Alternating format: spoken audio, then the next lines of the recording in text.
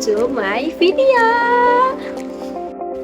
So guys, in another video we talk about types of communication like downward, upward, literal, and customer communication.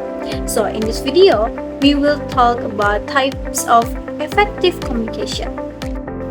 Communication can be classified into following types.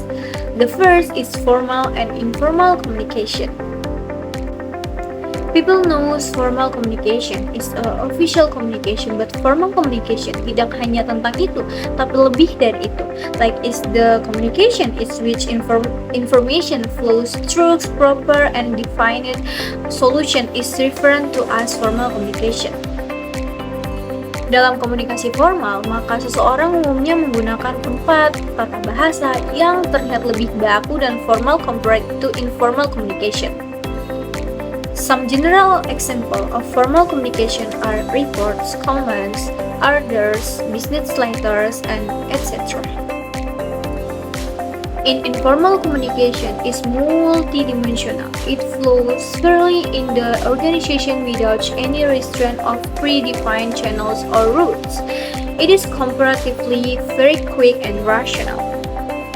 Informal communication lebih yang berlangsung tanpa mengikuti aturan yang berlaku dan tidak mendapatkan aturan resmi, and also does not affect the interest of the organization concerned. Some general examples are chat between team members, a private journal or diary, or something like that. The second is about oral and written communication. Oral communication lebih kepada penyampaian lisan secara langsung. Example is include presentation, speeches, and discussion. But so the message is conveyed through words.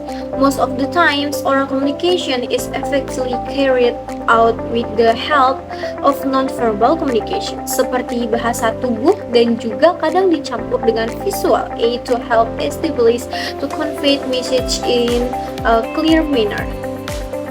Written communication refers to the type of communication that use the written word.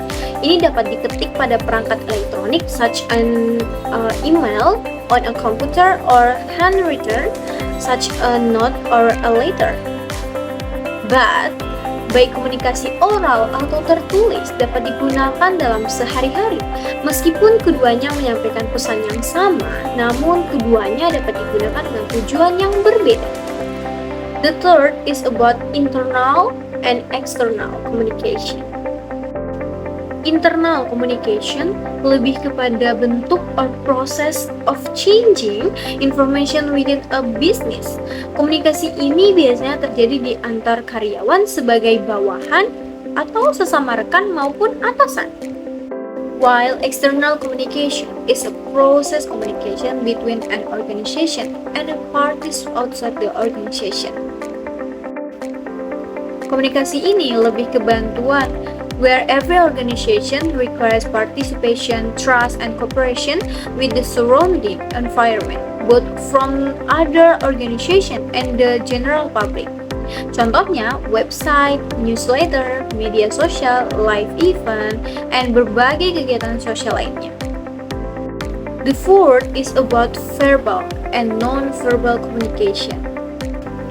Verbal communication is a form of communication that use word in language both orally and writing.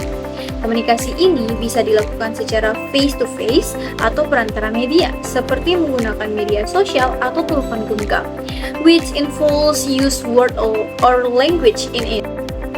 While non-verbal communication adalah suatu bentuk komunikasi tanpa menggunakan kata, but it is usually conveyed through symbols that are shown through gesture or things other than words.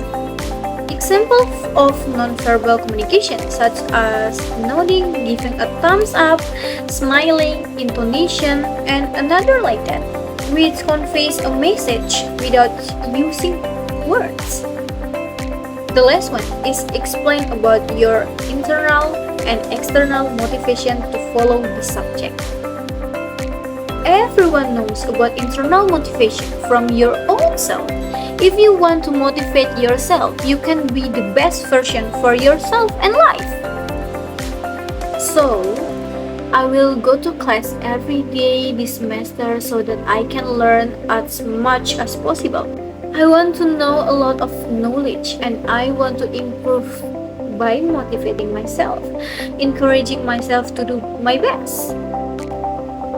While external motivation is from parents, family environment, and friendship. Even my teacher is the best motivation. I feel that I get a lot of motivation and support from my parents and family environment. In my family environment, we are happy to open up to each other and tell everything we feel. A warm hug is one of the moral motivation that greatly affect my life. In my friendship, motivation comes when we have big goals and objectives and want to achieve them together.